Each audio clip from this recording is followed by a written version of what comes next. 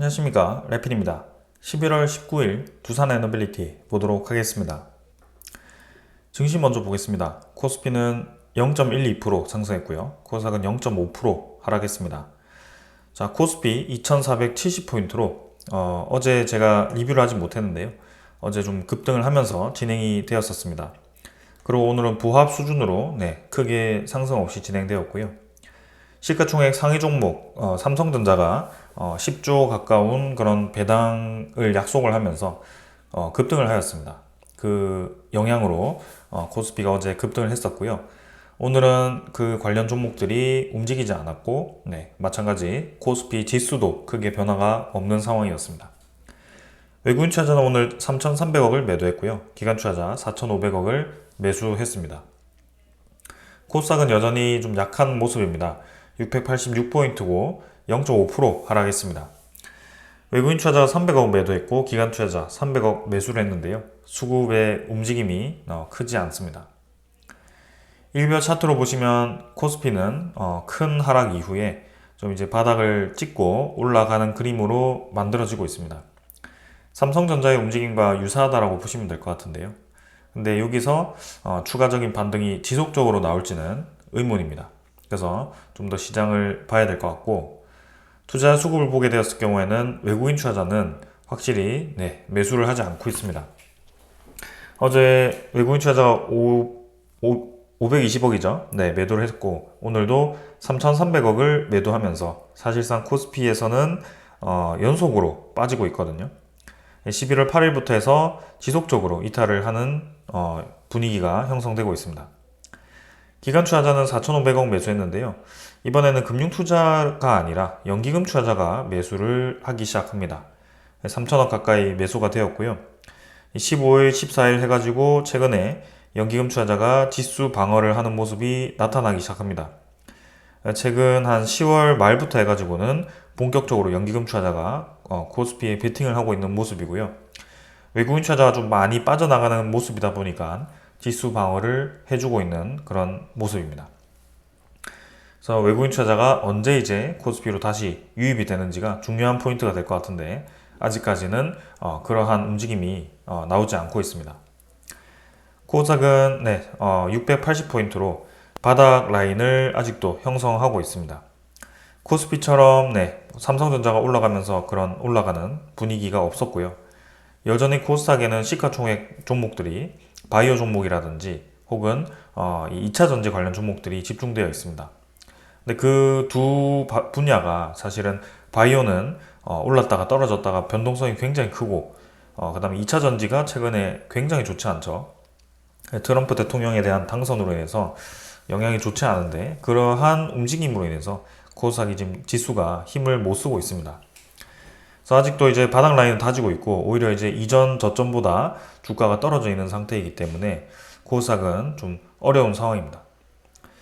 외국인 투자자도 지금 300억 매도를 하면서 매도를 이어가고 있고 기관 투자자도 300억 매수했지만 전날 매도했던 것이 대부분이었습니다. 그래서 보시면 사실 연기금 투자자가 코스피에서는 많은 매수를 해주고 있는데요.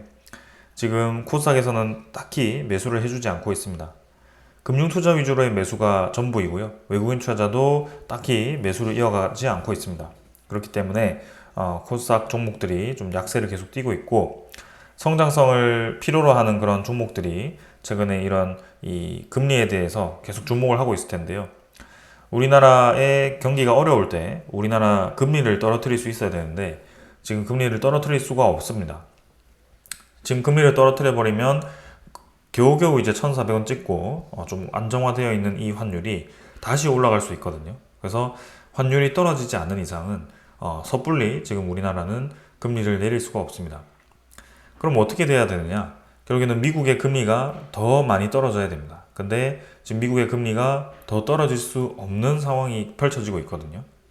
그래서 트럼프는 계속 미국 금리를 하락을 압박을 하고 있지만 실제로 지금 금리를 더 내렸을 경우에는 물가가 잡히지 않을 수 있다는 그런 우려감이 있습니다. CPI 지표를 보았을 때 계속해서 하락세를 겪고 있지 않거든요. 최근에 발표한 것은 하락세를 겪다가 살짝 올라갔습니다. 이게 이제 예상치였습니다. 그래서 시장에서도 물가가 아직 다 떨어지지 지지 않고 있다. 언제든지 다시 올라갈 수 있다. 이러한 신호들이 나오고 있습니다. 그래서 미국이 금리 인하 속도를 결국에는 조절을 할 거거든요. 이제 인하가 아니라 동결을 하기 시작한다면 여전히 4.5%의 그런 높은 금리가 유지가 될 거고, 우리나라는 아직 3.5% 수준의 금리이기 때문에 이 금리가 차이가 굉장히 크죠, 아직도. 그래서 그 격차가 벌어진 상태로 시간이 오래 지속이 되었을 경우에 나타날 수 있는 이런 움직임입니다. 그래서 달러가 지금 강세를 계속 띠고 있고, 이러한 추세가 이어질 수 있다는 것이 상당히 우려스러운 상황입니다. 그래서 지금 우리나라는 금리를 내리기 어렵기 때문에 코스닥과 같은 그런 지수가 힘을 쓰기가 상당히 어려운 그런 상황이 만들어지고 있습니다. 자, 얼마나 이 사태가 이제 상태가 지속이 될지 우려스럽고요. 좀 더 시간을 두고 봐야 될 것 같습니다. 자, 강달러니까 당연히 미국 증시는 떨어지지 않습니다. 떨어질 듯 말 듯 계속 이제 외줄타기를 하고 있는 모습이고요. 상해종합이라든지 니케이도 크게 떨어지지 않고 부합, 약상승으로 진행이 되고 있습니다. 전반적으로는 우리나라 증시가 가장 낮은 추세에 지금 있는데요. 아무래도 이 환율에 대한 영향이 크지 않을까라는 생각을 좀 하고 있습니다. 그래서 이러한 움직임을 우리가 읽어가면서 투자를 해야 되기 때문에 좀 말씀을 드렸습니다. 자, 그 다음은 이제 지수 선물을 한번 보도록 하겠습니다. 선물 지표는 지금 약하게 떨어지고 있습니다. 미국 증시 좀 하락하고 있고요. 그 다음에 유럽 증시도 지금 하락 중이죠. 0.8% 정도. 그래서 전반적으로는 좀 조정을 받고 있습니다.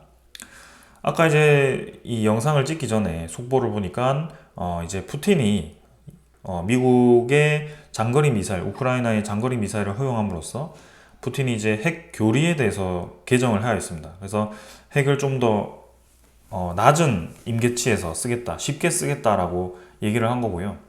정말 잘못하면 이제 우크라이나의 핵을 떨어뜨릴 수도 있는 그런 상황까지 온 겁니다. 그래서 확전에 대한 우려감이 지금 다시 커지고 있는 거고요. 확전이 커진다는 것은 결국에는 이 전 세계적인 그런 이 유동성이 경직된다라고 볼 수밖에 없습니다. 물건들이라든지 뭐 에너지라든지 이런 것들이, 그럼 전부 다 어떤 것을 지금 부추기죠? 인플레이션을 부추기는 방향으로 가는 거기 때문에 우리 입장에서는 굉장히 좋지 않은 방향으로 가고 있습니다. 그래서 이렇게 장기화가 되고 있는 상황 속에 지금 선물 지표들이 조금 하락하고 있는 거고요. 저렇게 불확실성이 커졌을 경우에는 원화 가치가 더 낮아질 수 있기 때문에 달러에 대한 이 발작이 또 나타날 수 있다는 것이 우려스럽습니다. 그래서 환율도 지금 계속 1,400원 근처에서 유지가 되고 있습니다. 그 다음에 이제 원자재 가격을 보시면 국제유가와 천연가스는 크게 지금 변동은 없는 상황인데요. 천연가스가 언제든지 올라갈 수 있는 그런 자리를 잡고 있습니다. 3달러 부근에서 자리를 잡고 있거든요. 국제유가는 좀 많이 떨어졌고요. 그래서 연중 거의 이 최고치에 위치를 하고 있습니다. 그래서 여기서 더 올라갈지 한번 봐야 될 것 같고요.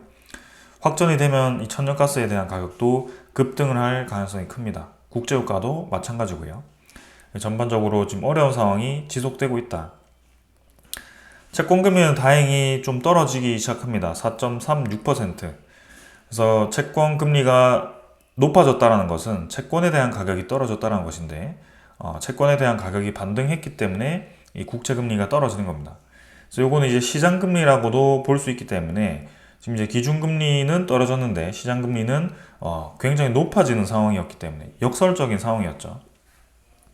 그래서 파월 의장이 좀 더 압박을 받았을 겁니다. 금리를 더 떨어뜨릴 수가 없는 상황이었죠. 근데 이렇게 이제 현실 반영이 되기 시작한다면 다행이라고 보겠지만 아직 잠깐 이렇게 떨어지는 것이기 때문에 어떻게 될지는 더 봐야 될 것 같습니다. 이전에도 잠깐 떨어졌던 구간이 있었는데 다시 이렇게 치고 나가는 분위기였거든요. 그래서 국채 금리에 대해서도 계속 주시를 해야 된다. 특히 우리나라 증시에 영향을 주는 이 지표이고요.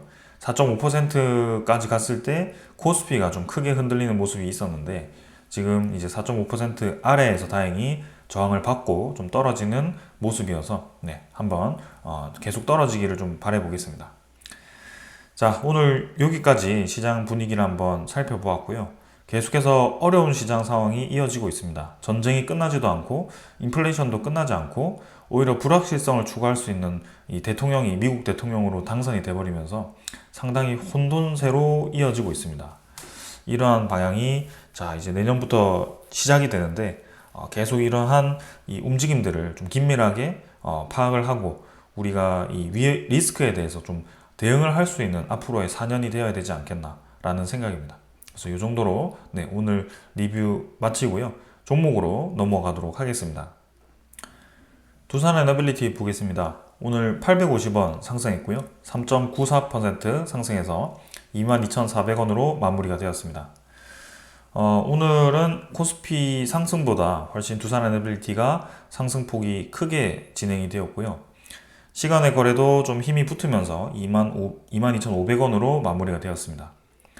자, 어제 제가 리뷰를 못했는데 어제도 하락을 했었죠. 그래서 전전날에 이어서 지금 이제 하락을 이틀째 했었고 그 하락분을 지금 하루 만에 메워주면서 또 반등에 성공을 했습니다. 그래서 거래량이 어제 770만 주였고 오늘 1270만 주까지 증가하면서 다시 거래량이 실리면서 올라가는 그림이 만들어졌고 최근에 이 두산에너빌리티가 상승 방향으로 계속 상방 수렴을 하고 있다는 느낌이 좀 들고 있습니다.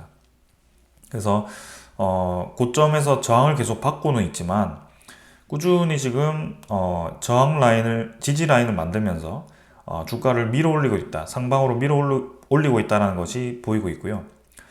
결국에는 오늘도 이 잠깐이긴 했지만 23,000원 근처까지 주가가 잠깐 올라갔다가 떨어지기도 했습니다. 그래서 25,000원 이때 이제 체코 원전에 대한 수주 그죠? 거의 우선 협상자 선정 소식 때 반짝 올라갔다가 떨어졌던 부분이 있는데 그 부분까지 거의 지금 도달을 했고요. 여전히 이제 그 체코발 불확실성이 있기는 합니다만 이 전개되고 있는 그런 분위기 자체가 체코가 거의 100% 할 걸로 보여지기 때문에 그런 불확실성이 거의 해결이 된 것으로 보여지고요. 가장 마지막에 남아있는 이제 웨이스팅하우스와의 그런 합의가 이제 현실화가 된다면 확실하게 힘을 받을 걸로 생각이 됩니다. 그전에도 계속 이렇게 주가가 밀어 올라지고 있고 네, 분위기가 좋기 때문에 한번 기대해봐도 좋을 것 같습니다. 이번 주는 MSCI 리밸런싱 전에 리밸런싱을 위한 그런 외국인 투자자에 대한 움직임이 적극적으로 나올 수 있는 구간이고요. 다음 주 월요일이 이제 그 리밸런싱 당일이기 때문에 그 전까지 힘을 좀 받을 가능성이 큽니다. 그래서 이제 월요일에는 하락을 했지만 오늘 한번 힘을 받았고 추가로 이제 계속 힘을 받으면서 이번 주에 고점을 돌파할지 한번 주목을 해보면 될 것 같습니다. 그래서 일별 차트 한번 확인했고요. 투자 수급을 보게 되면 어제도 외국인 투자자는 매도를 했었습니다. 36만 주. 근데 오늘 보시면 117만 주를 매수하면서 이틀 정도 이제 바짝 이제 매도했던 것을 그대로 메워주는 모습이었고요. 오늘 이제 기관 투자자도 55만 주 매수했습니다. 어제 크게 기관 투자자 매도 없었고요. 오히려 이제 금융 투자 투신을 제외하고는 네, 사모펀드라든지 뭐 나머지 투자자들은 매수였습니다. 연기금 투자자가 지금 계속 매수를 하는 게 보이죠. 35만 주, 그 다음에 어제는 15만 주 가까이. 그래서 이틀 해가지고 또 한 60만 주인가요? 50만 주가네요. 그래서 55만 주를 매수를 했기 때문에 상당히 많은 물량을 매수했다. 투신은 이틀 정도 뱉었던 거 그대로 매수했고요. 보험 투자자도 꾸준히 매수를 하고 있고 기관 투자자가 계속 지금 연일 매수해주고 있습니다. 특히 연기금 투자자가 두산에너빌리티에 잠깐 들어온 게 아니라 이전에 한참 많이 들어올 때와 같은 그런 느낌으로 상당히 많은 물량을 매수해주고 있고요. 이 외국인 투자자도 마찬가지로 꾸준히 물량을 받쳐주면서 진행하고 있습니다. 그래서 저는 지금 굉장히 수급적으로도 그렇고 차트의 이 흐름도 그렇고 전체적인 분위기도 굉장히 좋다. 두산에너빌리티가 주목을 받을 만하다라고 생각이 됩니다. 그래서 오늘 그래서일까요? 관련 종목들도 급등을 했고요. 네, 특히 BHI가 많이 올라갔습니다. 두산에너빌리티와 직접 계약을 하기도 하고 원자력 테마와 같이 엮여 있기 때문에 상당히 힘을 많이 받고 있고요. 이렇게 이제 올라가는 움직임을 보았을 때는 확실히 두산에너빌리티도 최근에 이 움직임이 상대적으로는 약하지만 힘을 받을 거라는 생각이 좀 듭니다. 그래서 지금 전력 관련한 그런 주기기, 보조기기 테마들이 다시 움직이기 시작했고요. 원래는 이제 변압기라든지 전선 관련 종목들이 먼저 움직이기 시작했는데 최근에는 이제 트럼프 대통령으로 인해서 그런 이제 전력에 대한 방향들이 어느 정도 압축이 되었죠. 그래서 친환경도 친환경이지만 지금 이제 신재생보다는 최근에는 이제 석유라든지 LNG 그다음에 이 원자력 테마 SMR 쪽으로 좀 힘을 받기 시작하면서 그 관련 이 주기기 보조기기 업체들이 힘을 받기 시작합니다. G2파워도 마찬가지고요. 그래서 이러한 움직임이 계속 지속이 되고 있고 이제 초기 시장에 진입했기 때문에 앞으로 계속 좋은 방향으로 저는 진행할 거라고 생각이 됩니다.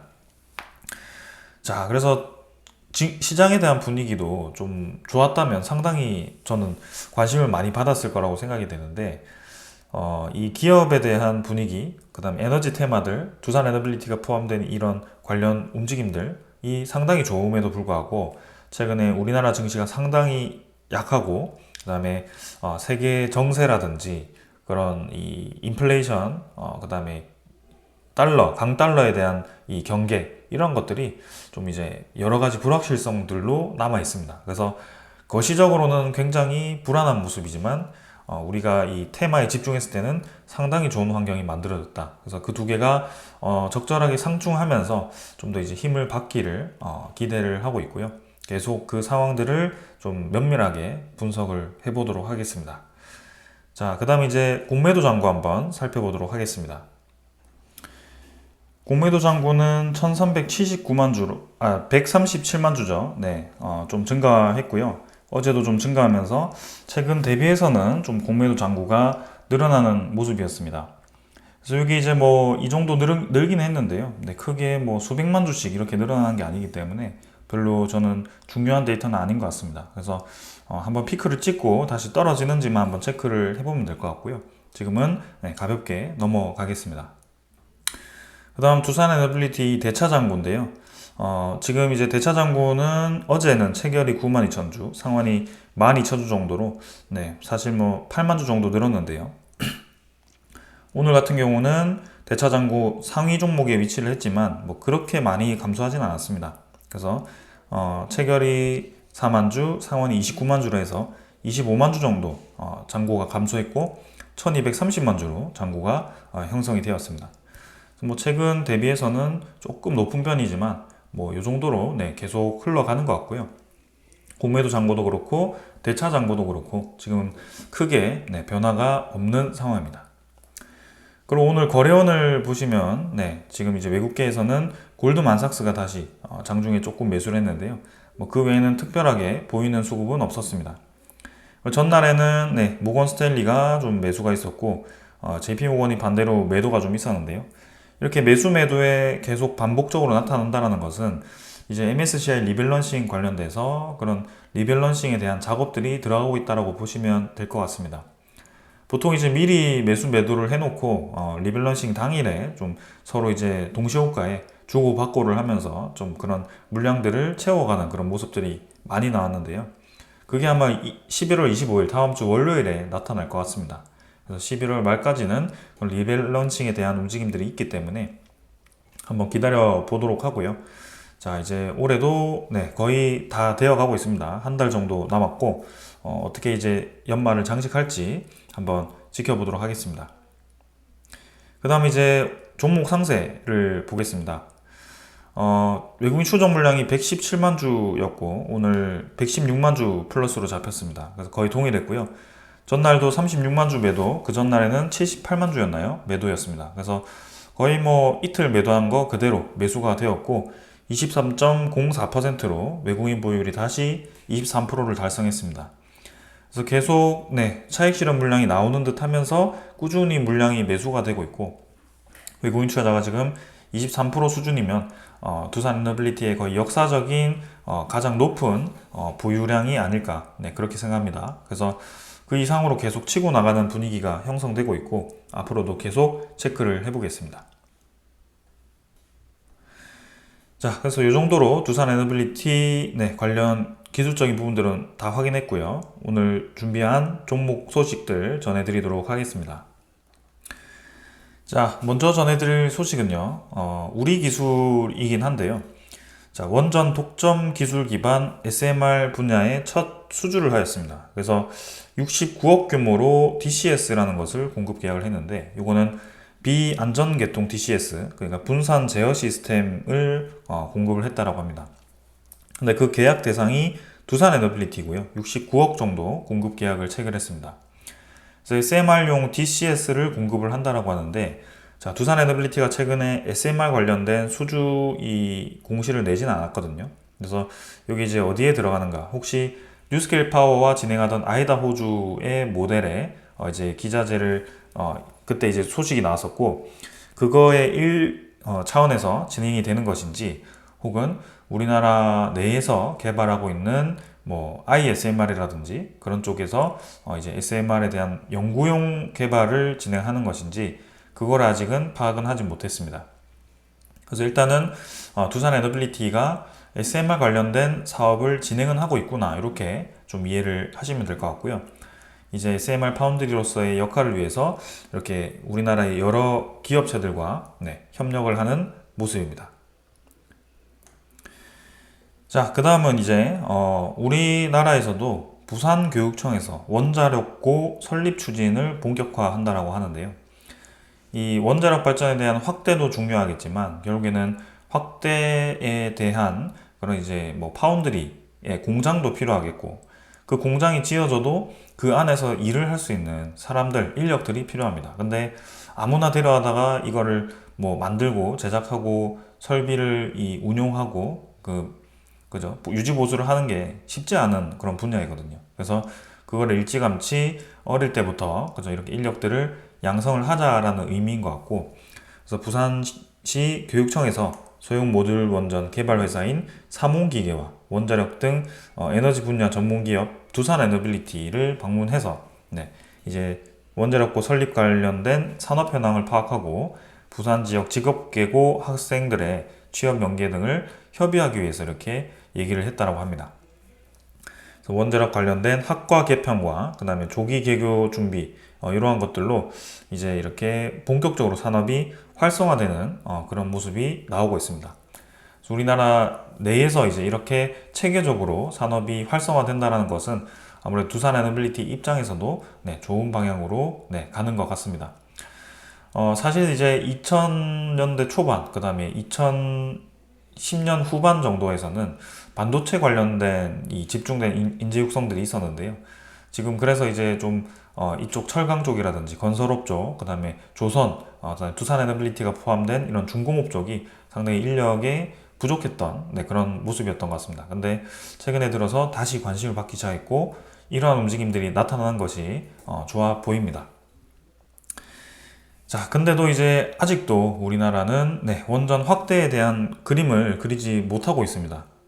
여전히 국회에서 정쟁으로 활용되고 있고 11차 정기본이 6개월이나 밀려가지고 아직도 국회 보고가 되지 않았고, 신규 이 송전망 확충도 되지 않고 있고, 지금 부지 선정도 못했고, 고준위 방패장도 아직도 지금 진행이 안 돼가지고 이제 원전이 잘 돌아가던 게 수명 연장을 못한 채로 멈출 수도 있는 그런 상황이 다가온 겁니다.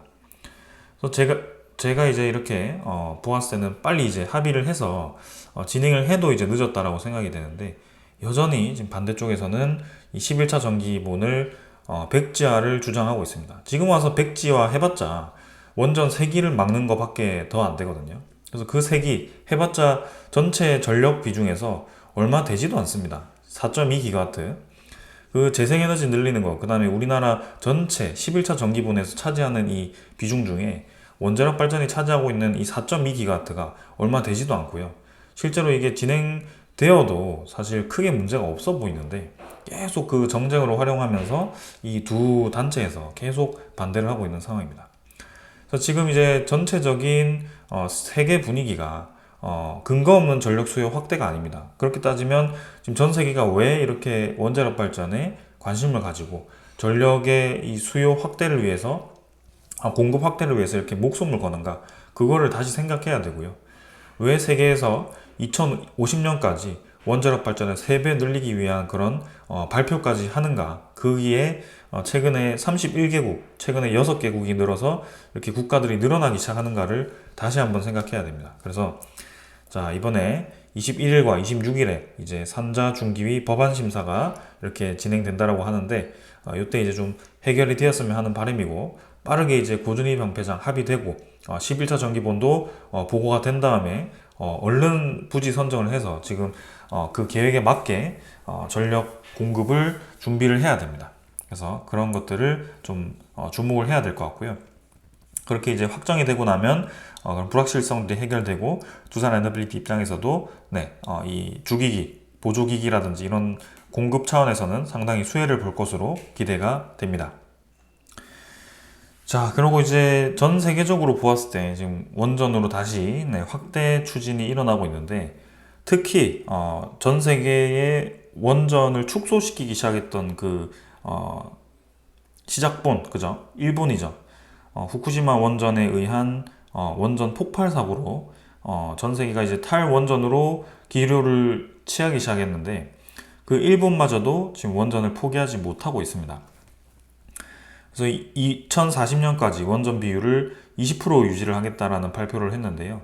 최근에 일본에서 지진이 심상치 않은 모습이었죠. 그래서 요새는 지금 이 내용이 나오지 않고 있는데, 그때 어디 대지진이라고 해가지고 난카이 대지진인가요? 그 얘기가 나오기 시작하면서 일본이 몇십 년 안에, 몇 년 안에 대지진이 날 수도 있다, 그런 괴담까지 퍼졌었는데, 그럼에도 지금 일본 정부는 원전을 고집하고 있습니다. 그렇게 이제 위험을 무릅쓰고도 필요한 이유가 있다라는 것이고요. 거기에 대해서 비중을 20%, 22%까지 늘린다라고 하는데, 그 22%까지 늘리기 위해서는 최근에 가동 중지했던 원전들을 다시 살리면서 13기가 되었긴 했지만, 그걸 비중을 맞추기 위해서는 현재 가동 원전의 2배 정도로 늘려야 된다라고 합니다. 그래서 일본도 저렇게 원전을 고집하는 이유가 분명히 있다라는 것이고, 에너지를 섞어서 사용하는 방법이 지금은 맞는 것 같다라고 말씀을 드립니다. 그리고 이제 베트남도 마찬가지입니다. 혹독한 전력난을 겪었던 베트남이 8년 만에 원전을 재추진한다라고 얘기를 하고 있고요.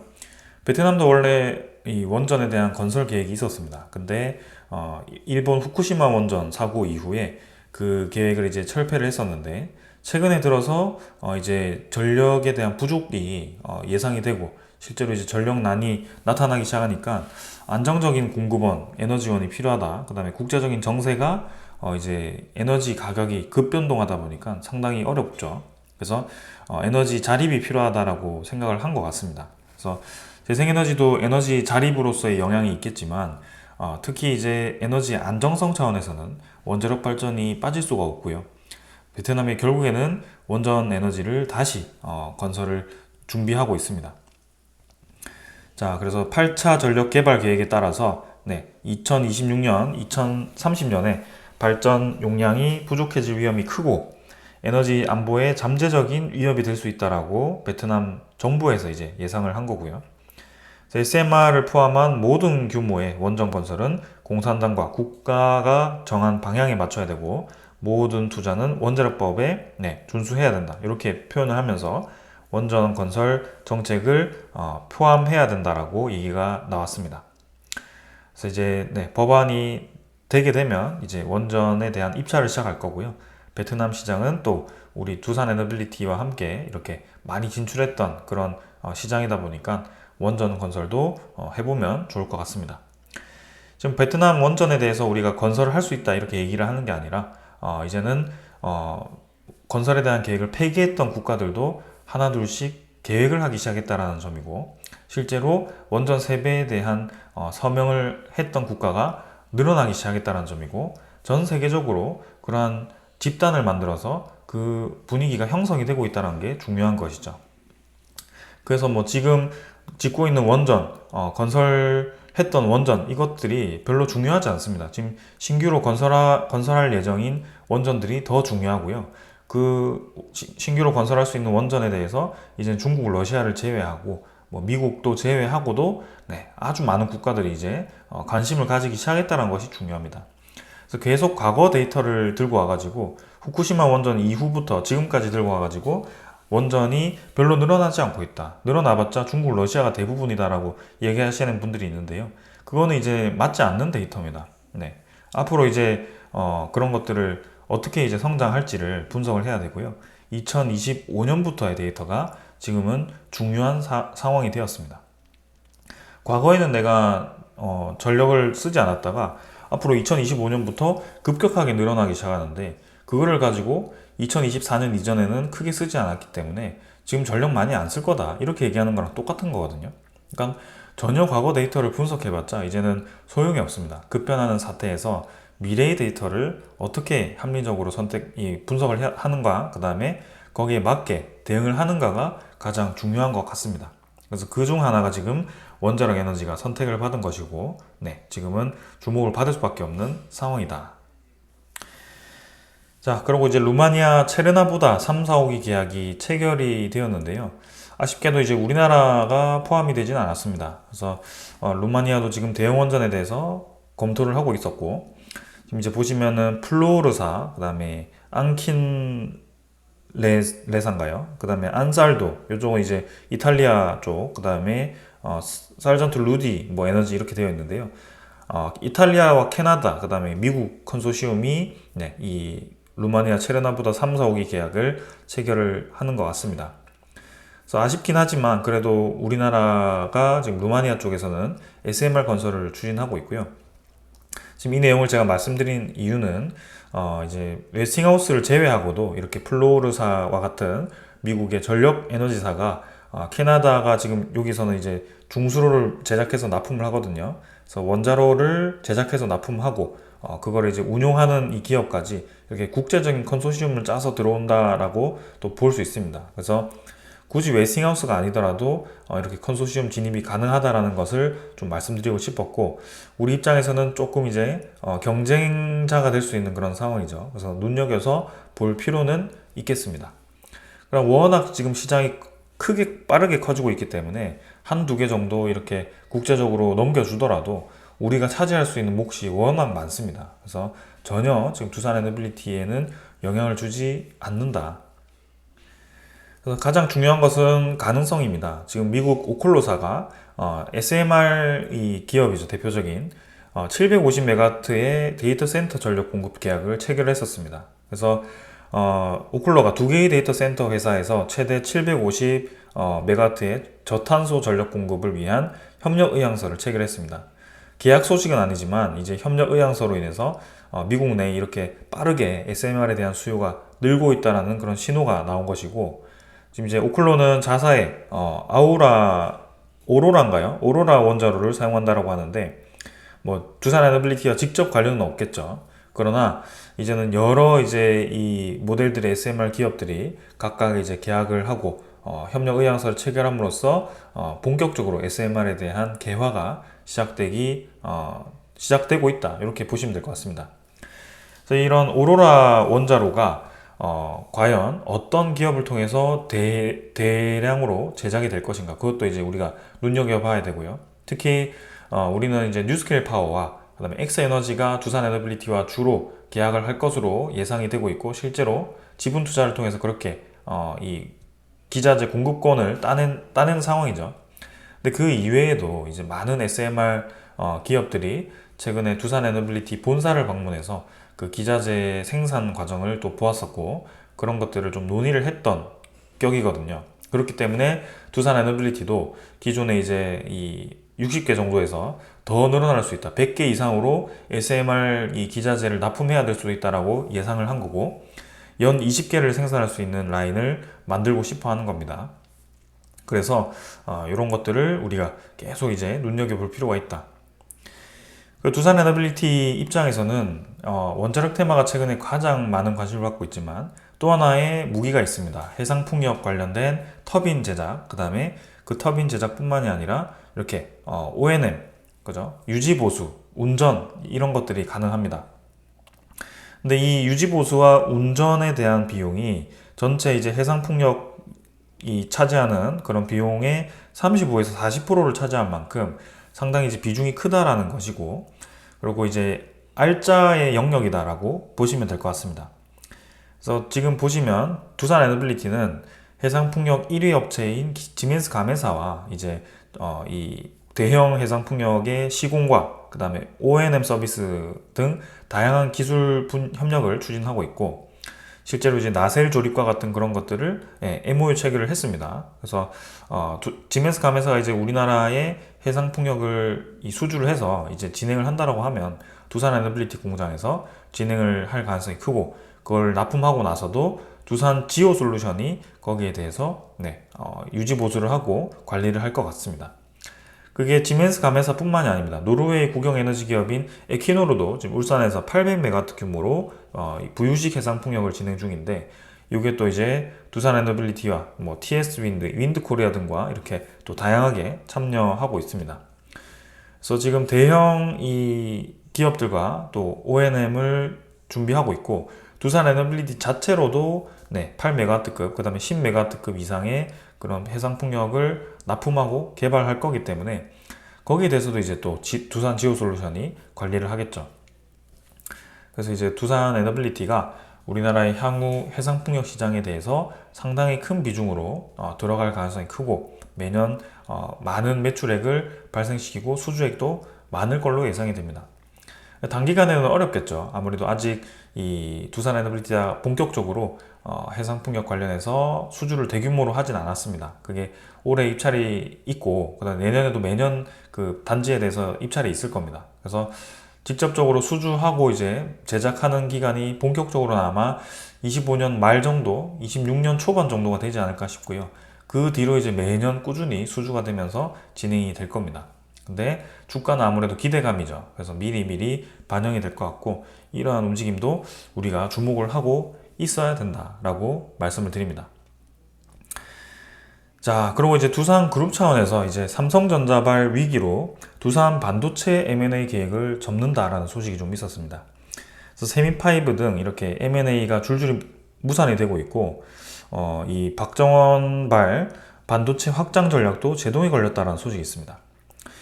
자, 이제는 두산 에너빌리티에 확실히 관심을 받고 있고, 잘 나갈 거라는 거를 이제 웬만한 사람들이 알 정도로 지금 기사도 많이 나왔고, 그 잘 나갈 거라고 기업 경영진들이 판단을 해서 SMR 파운드리 역량도 높일 거고, 대형 원전에 대한 기자재 제작 역량도 높일 거고, 가스터빈 제작 역량도 높일 거고, 해상풍력 제작 능력도 높일 겁니다.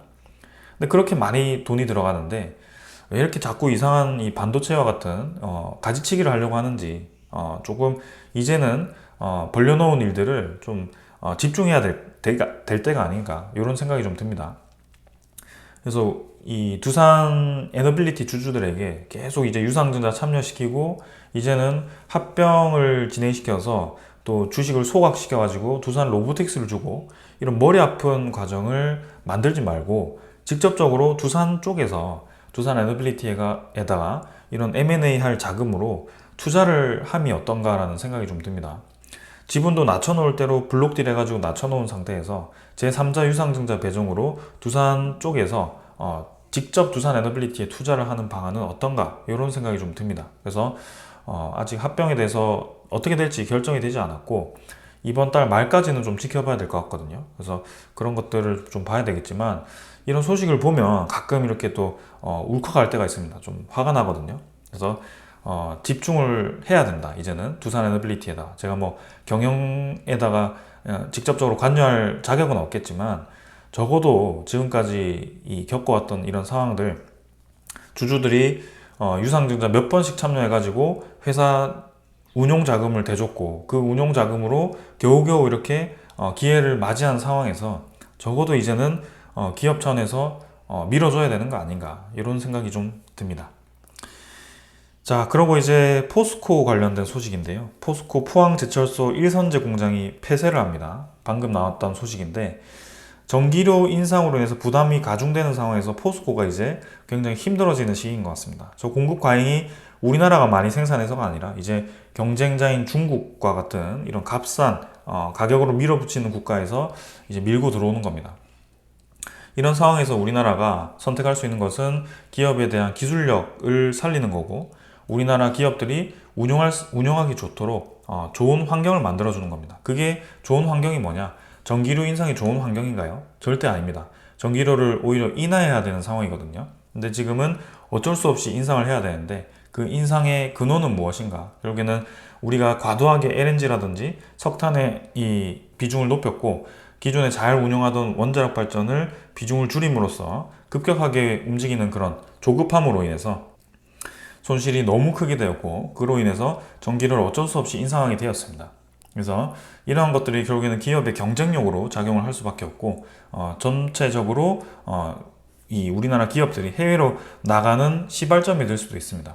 값싼 전기료를 찾아서 나가겠죠. 그럼 당연히 우리나라 내수도 좋지 않을 거고요. 이런 것들이 악순환이 되고 있다. 그래서 지금 전기료에 대한 하락을 할 수 있는 방법은 기존에 잘 운영하고 있는 에너지, 값싼 에너지를 사용을 해야 되고, 이전에도 제가 자료로 썼던 것들이 있는데, 우리나라는 다른 국가들 대비해서 원자력에 대한 단가가 상당히 낮습니다. 대신 신재생에 대한 단가가 상당히 높습니다. 그 이유에 대해서 우리가 정확하게 파악을 해야 되고, 지금 우리나라의 유리한 기업 운영에 유리한 방향으로 진행을 하는 게 맞다. 무리하게 전 세계가 강제적으로 약속한 것도 아닌 그런 이제 재생에너지 100%를 우리가 앞서서 지금 달성할 필요가 없다. 지금 트럼프가 당선이 됨으로써 R200이 확 쏙 들어가 버렸고, 전 세계 추세가 완전히 바뀌고 있는 그런 상황 속에 아직도 우리는 R200을 외치면서 원전 에너지를 없애야 된다라고 주장하는 사람들이 있습니다. 근데 그거는 전혀 지금 우리나라 이 기업에 대한 전기료 인상에 대해서 생각을 해본 적도 없고, 기업들이 해외로 이전하는 이유에 대해서 왜 나오는 것인지도 모르는 상황에서 말씀을 드리는 것 같습니다. 그래서 그런 상황들을 근본적으로 해결하기 위해서는 지금 이제 우리나라의 전력 시스템을 효율적으로 만들어야 되고, 그 중심에 두산 에너빌리티의 역할이 있을 거라고 저는 믿고 있습니다. 자, 오늘 이 정도로 좀 말씀을 드리고 마무리하도록 하고요. 이번 주 한번 상승을 좀 기대를 해보고, 전체적인 시장에 대한 불안감은 있지만 한번 이어가 보도록 하겠습니다. 여기까지 하겠습니다. 감사합니다.